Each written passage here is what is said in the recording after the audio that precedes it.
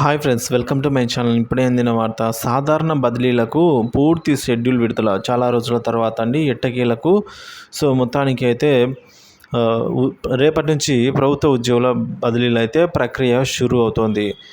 ఈ మేరకు మనము రాష్ట్ర స్థాయి ఉద్యోగుల విషయానికి వచ్చినట్లయితే శాఖకు సంబంధించిన ప్రత్యేక ప్రధాన కార్యదర్శి, ముఖ్య కార్యదర్శి చైర్మన్గా అయితే వ్యవహరిస్తారండి.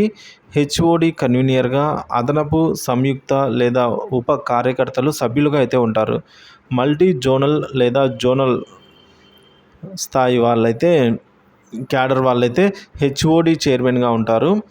కార్యదర్శి సూచించిన అదనపు లేదా సంయుక్త లేదా ఉప కార్యదర్శులుగా సభ్యులుగా అయితే ప్రాంతీయ అధికారులు లేదా అదనపు లేదా సంయుక్త సంచాలకులుగా అయితే లేదా హెచ్ఓడి సూచించిన వారు కన్వీనర్గా వ్యవహరిస్తారు. జిల్లా క్యాడర్ వారు జిల్లా కలెక్టర్ చైర్మన్గా, అదనపు కలెక్టర్గా లేదా డిఆర్ఓ సభ్యులుగా,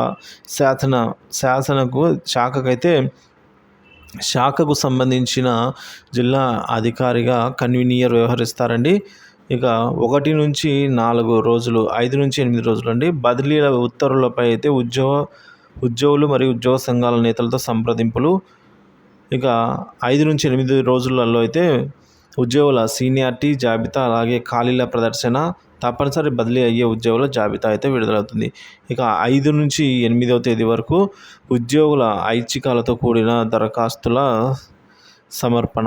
ఇక డే 9 to 14 అంటే 9 రోజుల నుంచి 14 రోజుల మధ్యలో బదిలీ ఉత్తర్వులకు అనుగుణంగా వచ్చిన దరఖాస్తులను పరిశీలించి మాస్టర్ లిస్టు తయారైతే చేయడం జరుగుతుంది. డే 15 to 16 బదిలీ ఉత్తర్వుల జారీ.